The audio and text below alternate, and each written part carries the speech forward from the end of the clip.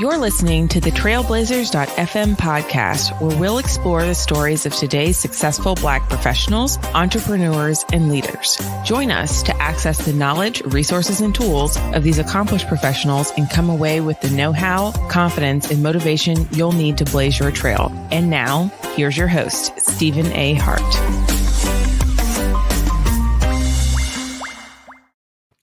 Hello and happy Friday to you. Thank you so much for joining us this morning. My name is Stephen A. Hart. I'm the host of Trailblazers.fm. If this is your first time checking us out, I just want to say thank you so very much for being here. If you've been hanging with us for a while, thank you for your continued support. Don't forget to like this video. If you're on YouTube hanging with us this morning, subscribe to the channel, hit the notification bell to be notified whenever we go live in the future. If you're interested in making your mental health a top priority, you're in the right place right now. I am pleased to be joined this morning by Achea Redd. She's an amazing woman who's made mental health her mission. In 2016, she was diagnosed with generalized anxiety disorder. As a mom of two, I appreciate her challenge with that. She hid her condition from the world for a bit, but she quickly realized it was getting worse. So she got the help she needed. And now she's made it her mission. She's going out and doing the real work. She's created an amazing community called Real Girls Farts, which we're going to talk about in a bit because I want to hear more about that. But Achea, welcome to the show this morning. Thank you, Stephen, for having me. I'm so happy to be here with you all today. Absolutely. So, Achea, we start every Trailblazer conversation off from a place of gratitude, right? Yeah. So I would love for you to share an unexpected blessing that you're most grateful for in your life right now. Wow, unexpected blessing. Honestly, I would just have to say the ability to still be here with my family and my friends, because in December I had a little scare after a surgery, and so I wasn't sure that I was going to make it out of that situation, and I did. And so I am extremely blessed. Yes, and we are blessed to have you here with us still. Not your time. God has more work for you to do. Yes. That's fantastic. So tell me a little bit about your background. Where did you grow up? I know you're the daughter of a pastor that I've seen. Are you an Ohio girl? Yeah, I'm an Ohio girl. I did not go to the Ohio State University, though. I went to Ohio Dominican University, and I've been born and raised in Columbus, Ohio, my entire life. My husband and I met here as well. We decided to raise our kids here. So we are Buckeyes through and through. Yeah. I, as you said, am the daughter of a preacher. He was a pastor for quite a bit.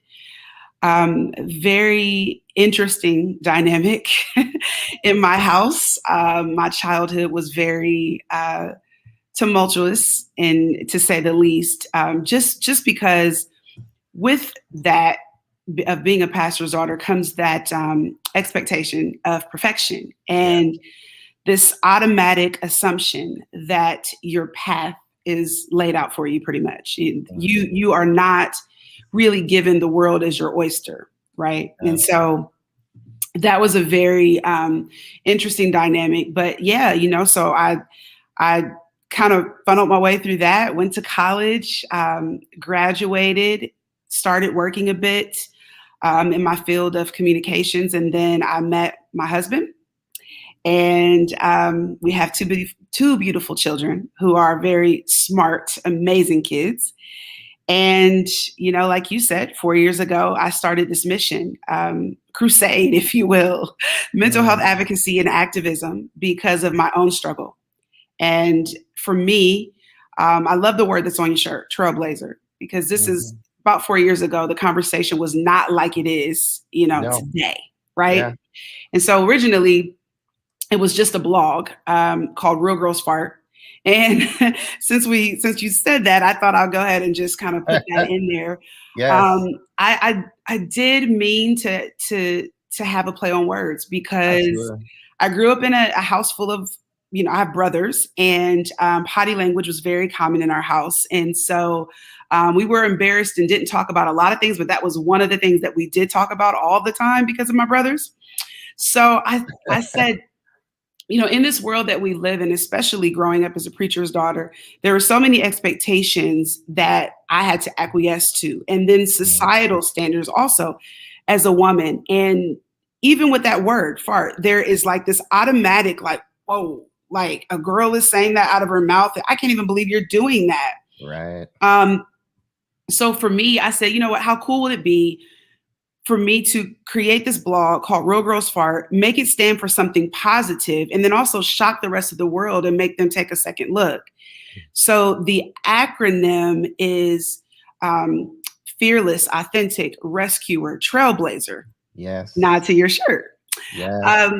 Because those, Stephen, are all of the things I believe that I've had to kind of walk through in the journey along the way. And those words are very, very important to me. And so, as we say, the rest is history. I'm here with you today.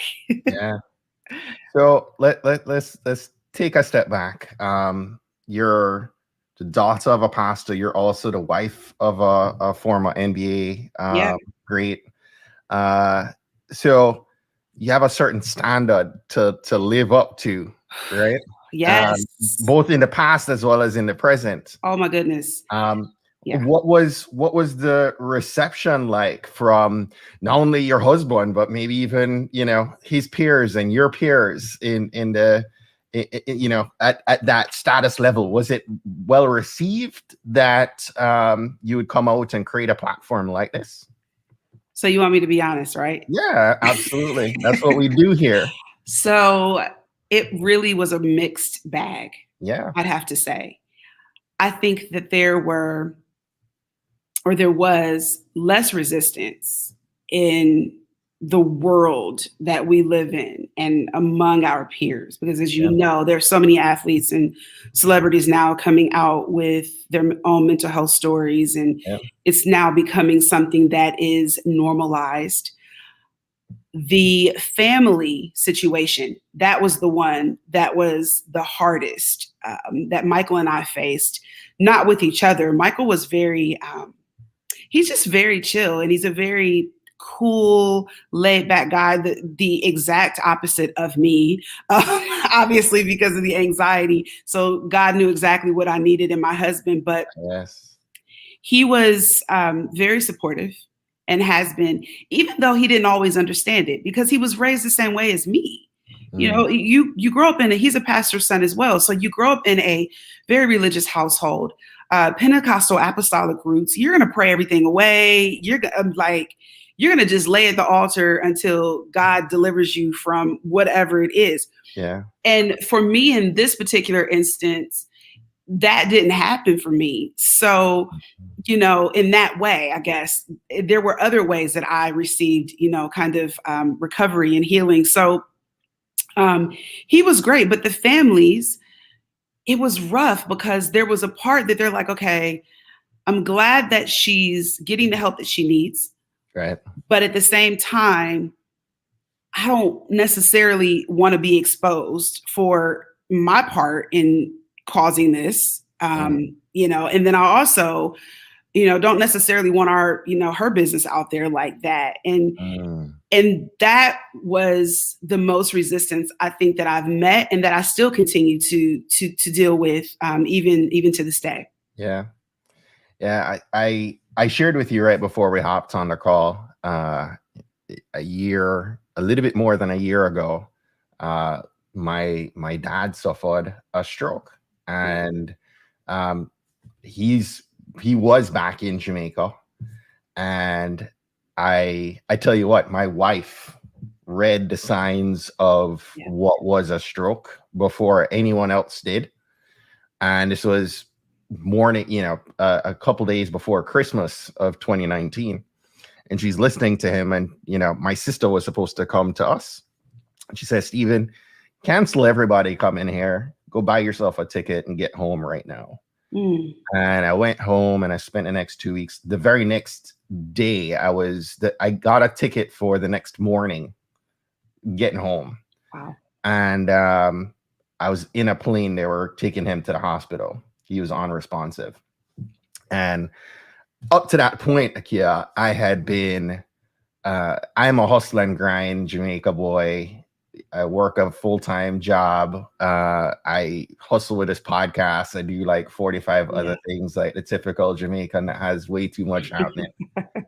And so I dropped everything, went home, and, was at my dad's bedside. And it broke me, right? It broke me in many ways. And I as I shared, I got back on a plane.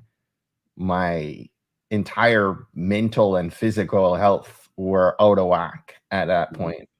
Because not only did he suffer from a stroke and he was home, but it was dealing with a business that he had that I now had to take control of, and just a lot on my plate immediately. And my wife said, "Hey, you know what? I want you to go see your doctor, but I also want you to go talk to someone." And the shame of seeing a therapist, I was like, no, I don't need to, why do you think I need to see somebody? Mm-hmm. And she said, "Stephen, it's covered by our insurance. Go try it. If it's not for you, we can move from there." But I tell you what, it was what saved my life last year. Wow. Right. Me being able to have somebody help me through the challenge, and we go to the doctor for a checkup. Ain't nothing wrong, right? Right. We go for annual physical. Nothing's wrong while we go. We just go and make sure everything is working right. Correct. And a therapist is essentially that, right? For your brain. Ain't nothing wrong with you physically. Maybe it could be, right? But to help you to organize your thoughts and help you to work through some things that you're challenged to work through on your own.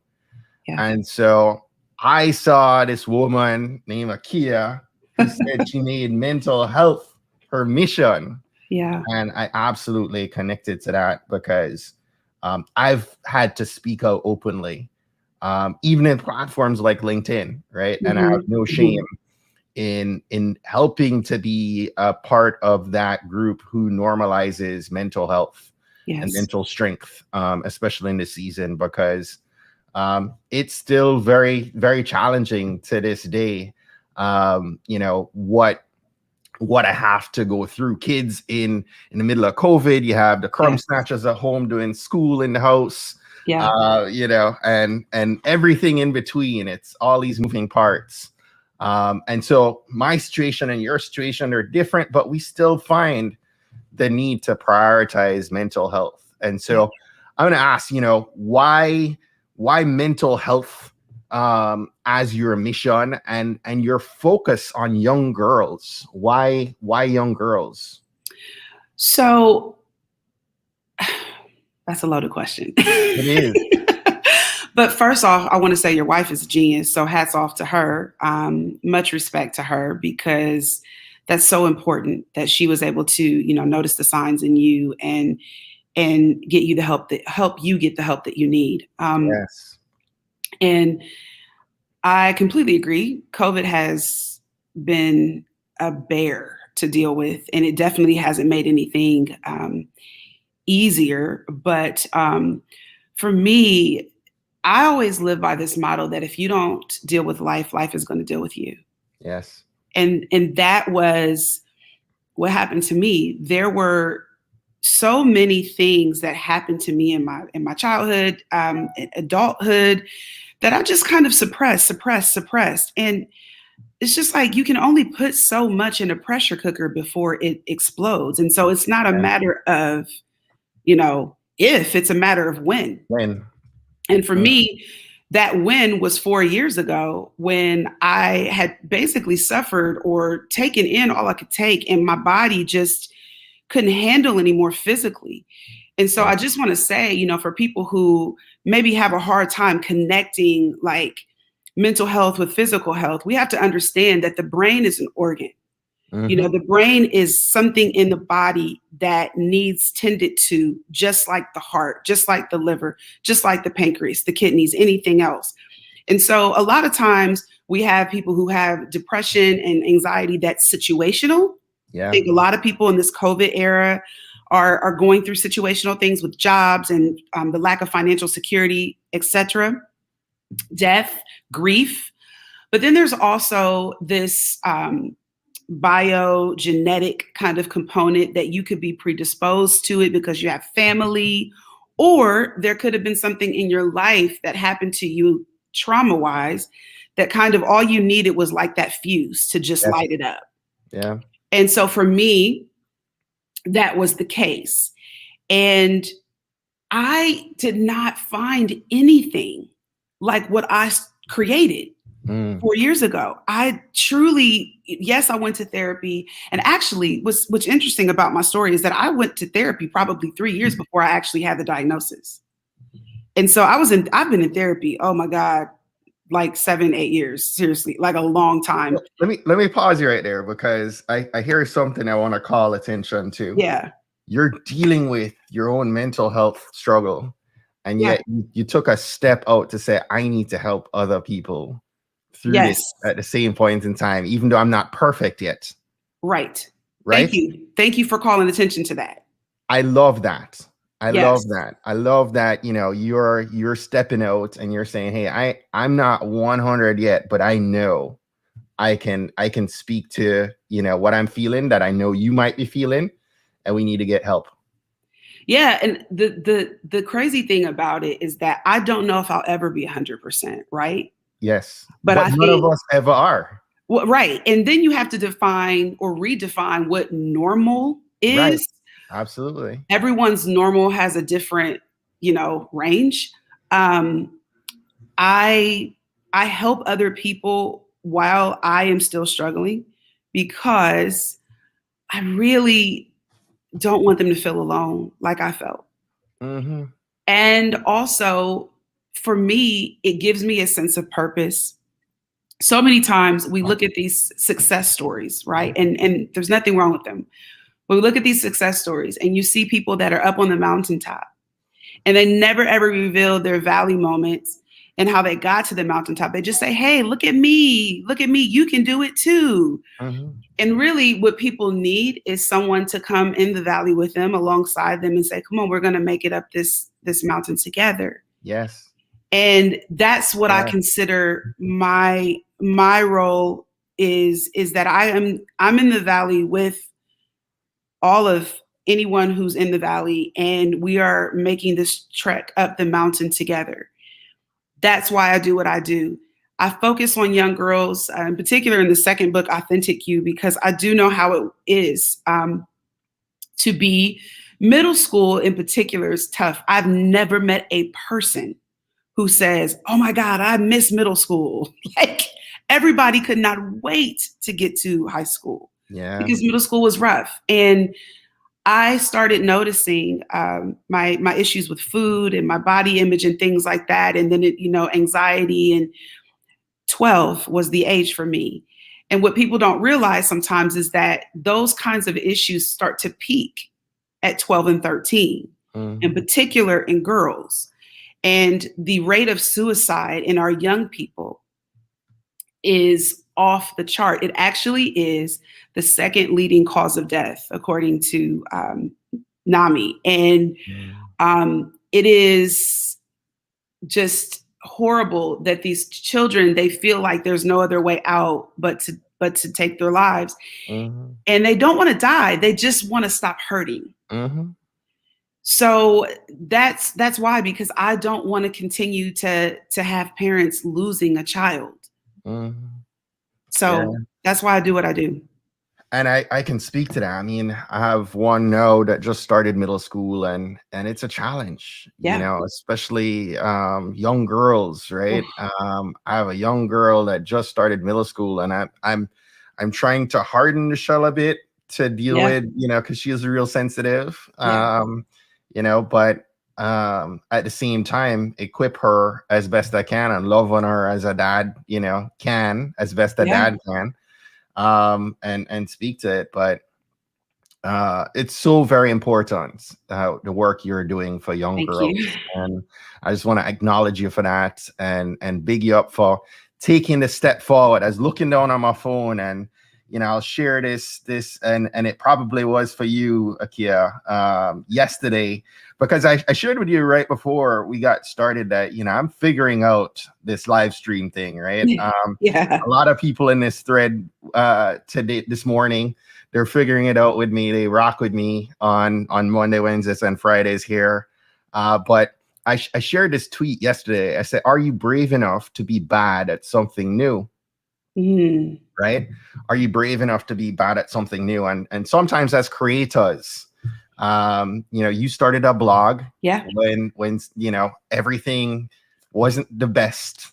You Right. continued to pour into our community while you're still figuring it out. And I don't know where the people are that are listening to this, but if you are drawn to something, do it, right? Yeah. If you're a young girl who's listening to this message and you need to get the help, get the help. Connect with Achea, connect with Real Girls Fart. And definitely, if you are somebody who is creating, if you're a creator yourself, Yeah. go be you, go do you. Don't worry about what other people would have to say or think about what you're doing, because that also is a great outlet, right? Yes. For helping you through a lot. Now, you've dealt with anxiety. Mm. And anxiety is something I didn't know. I didn't know what an anxiety or a panic attack was until mid-October of last year. Mm. I was returning from Florida, visiting my dad. We finally got him to the States. He was at my sister's house in Tampa. Spent a couple weeks with him. Morning, I got in the car. I was driving because I didn't want to deal with COVID on a plane. Mm-hmm. And so I decided to jump in my car at 5 a.m. in the morning and haul back home to Maryland, 15-hour haul straight. I jump in the car, Achea, and I get about 30 minutes north of my sister's house. Mm-hmm. And I think I'm having a heart attack. Mm-hmm. And I'm like, what is going on? Mm-hmm. I pull over on the side of the road. I'm trying to call my wife. Still early. And I start to pray this thing away. And I turn up some music in the car and I'm praying, I'm driving, and eventually it subsides. Yes. I get back home to Sunday, it's happening again. And my wife says, "Stephen, I think you're having panic attacks. Mm-hmm. I think you're having an anxiety attack." And I talked to my therapist about it, and she, explained to me, and I'm somebody who loves clear messaging. And she says, "Stephen, this is simply you projecting a what if scenario in the future that doesn't exist." Mm-hmm. And it was the case. Mm-hmm. I was so worried about all things that were potentially out into the future. Mm-hmm. And oftentimes were the worst case scenarios. Absolutely. And so I had to work through certain exercises. Mm-hmm. A good friend of mine who I want to connect you with, Karen Millsap Allen, who's talked with me about mental health on the podcast before. She, jumped on the phone and coached me through certain exercises, certain tools that I could put in my toolbox to deal with in that moment. But what do you say? What's your message to somebody who's dealing with anxiety who probably doesn't know, like me, that's what that is?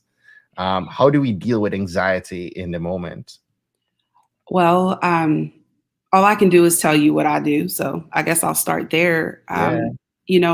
For me, it was happening so frequently that I actually, I have a psychologist and I have a psychiatrist too that I work with that helps me with, medication and such, because I have a dual diagnosis of depression and anxiety. But when I start ruminating on the future and what if, what I have to do is kind of go back into like what I learned in cognitive therapy and just start thinking like, okay, what is the thought that is like, what is the thought that I'm having right now?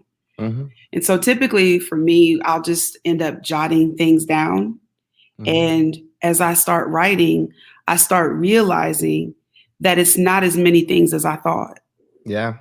It really, what ends up happening, what I noticed with anxiety is that there's one thought, and then it just kind of goes into all of these little rabbit, holes. Like, and then you think it's like 100 thoughts, but it's really just that one thought that kind of leads you down this path. So once I identify that and realize that there's not so many things, then I actually start to break that apart and say, okay, what is the emotion that I'm feeling right now? Yeah. And, it could be, a lot of times it could be, fear, disappointment, shame. Whatever is triggering it. And then what is the evidence that I have that this is real? Wow.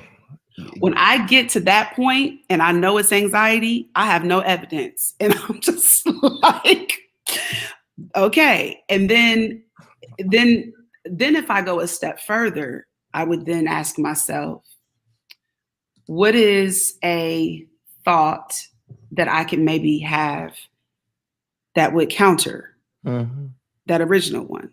Yeah. And I think when you start to get curious, curiosity with yourself, with what's happening, and actually be present in the moment and not try to hurry up and get through the moment. Because I think we try to hurry up and get past it, and that's what makes it last longer. If we sit in it and allow it to happen, break it apart, it will pass. And be curious about it. Achea, you brought me back to a message I shared on the gram a couple months ago. And you just confirmed for me, because as I shared kind of the definition my therapist had for anxiety, I was like, this is me fixating on things that aren't real. Yeah. Right. And we've heard the acronym for fear, false evidence appearing real. So fear isn't real. Anxiety is based on something that isn't real. Yeah. And as a Christian man myself, I often anchor myself in this season to two verses: Matthew 6:25-34, Philippians 4:6-8. Yeah. And many of us as Christians, we often hear Philippians 4, don't worry about anything, pray about everything. Right. But I was talking to my dad, who's dealing with depression right now. Yes. And I was like, don't worry about anything, pray about everything, tell God what you need, right? And thank him for all he's done. And then I kept reading Achea, and verse 8 actually says, in NLT version, it says, fix your thoughts on what is true. What is true? What is true, right? Yeah. And I paused for a second, and I'm like, isn't that something right there, right? For dealing with anxiety, because I connected, what anxiety and fear is. It's true. Yes, you have to focus on those things. You have to, and depression is such a different animal. I just right at COVID, I went through another breakdown. So I'll just say it. And I'm going to just say this to the listeners too. Just because you have one and then you recover, it doesn't mean you're not going to have another one. Yeah. Because healing isn't, it's not linear. There are ebbs and flows, peaks and valleys. And the longer that you're in recovery, you hope to have more peaks than you do valleys. Yeah. And you will. But the scripture that really has helped me, and I was looking on my phone as you were talking about it, but in in Jeremiah when it says, "For I know the plans that I have for you, Declares the Lord. plans to prosper you and not to harm you, to give you hope and to give you a future." Yeah. And when I went through this whole like breakdown era and I was just really going through my mental health journey, I kind of went crazy with tattoos because I was memorializing every single thing that God was teaching me. Mm. And that is the one that I don't have tattooed. Now I don't know if I can do that again because that was horrible. But that is the scripture that resonates in my heart, in my mind. It's just that the future, God has it. Mm. And I think that, I was running away from God really because I was running away from my own dad. Mm. And I think sometimes people have a hard time, relating to God because we talk about seeing him as a father. But if you have daddy issues, how can you see God as a father when you're referenced for a father? And so that was my situation. And so really the foundation was God re-solidifying my walk and my relationship with him. Mm-hmm. And then everything else followed. And I believe he led me to the therapist, the psychiatrist. He works through them. They went to school for a reason. Yes. I'm not any more humanistic or less spiritual because I see a psychiatrist or I take meds. So I want to encourage people today, like if that's what you need to do, then do it. And if you're a Christian, let God lead you to who you need to see because he will. And in all your ways, acknowledge him and he'll direct you. So yes. I so appreciate this. As we're talking about this, I just want to encourage everybody, as the title of this episode says, we need to make our mental health, our mental strength, our mental well-being our top priority, right? Yeah. Do it for yourself, do it for your family. Yes. Do it for those around you. But do it, right? Yes. How, as we get set to wrap up here, or Blaze Nation, who we affectionately call our community, or Blaze Nation, they love to hear the resources of our guests, and so please give a selfish plug, to any books, any resources that you think we should add to our queue. Absolutely. So, I can't not mention my books. Absolutely. So, I have Be Free, Be You, which was written and released last year. Mm-hmm. And actually 2019. Oh, I can't believe we're in 2021 already. And then Authentic You just released in November of 2020. And so Be Free, Be You is kind of like a self-help memoir where I talk a lot about my journey as a preacher's kid and, how I found myself. And it's so funny because even when I read that now, I have grown even from there. So it's really cool. And then Authentic You, yes, it is directed towards, that age demographic of 12 to 17-year-olds. However, I have to say that when I was writing it, it healed the little girl in me. Mm-hmm. So I think that all of us, men and women, have a little person inside of us that hasn't been attended to. And it really healed that part of me. So I would recommend that book for anybody as well. AcheaRedd.com is if you sign up for my newsletter, or you go to Instagram at Achea Redd, and there's a link tree, and you just go and you sign up there. But I'm always just, twice a month giving tips and talking, and I show up a lot on Instagram, and just encouraging people and, just with posts and things like that. So, also, if you're looking for a therapist, I would check into NAMI. They have great resources on their website for in your area. Also, your primary care doctor, if you have one, they know you a little bit. So ask them for a referral. Right. Or you can call your insurance if you have insurance and see if you want someone that looks like you, if they have any recommendations. I think that there are resources there. We just have to know how to access them. So those are some ways. That's great. That's great. So as we wrap up here, one last question for you. What's one action that our Blazer Nation should take this week that's going to help them to blaze their trail? Wow. When they start to notice that their mind is moving 1,000 miles a minute and thinking about all the things that they have to do for the day, I would like for them to pause. Yes. And I would like for them to stay present in the moment. And what do you have for me today? What is for today? Mm-hmm. Not tomorrow, not the next day, but today. Yes. Yes. Achea Redd, I am so happy that we were blessed to connect. Me too. And I hope that we stay connected. Please, for those watching or listening, make sure you connect with Achea. Again, she's active on the gram, has a beautiful, profile there. So go check her out at Achea Redd. And thank you so much for rocking with us. Hope that you guys have a blessed weekend, and we'll connect again soon. Bye, everybody. Thanks for spending time with us today. If we aren't yet connected, let's keep the conversation going on LinkedIn, Twitter, and Instagram. Now, we grow when you subscribe, share, and invite others to check us out. We believe that others who consume these stories will be moved to make significant changes that have generational impact for many others, both now and well into the future.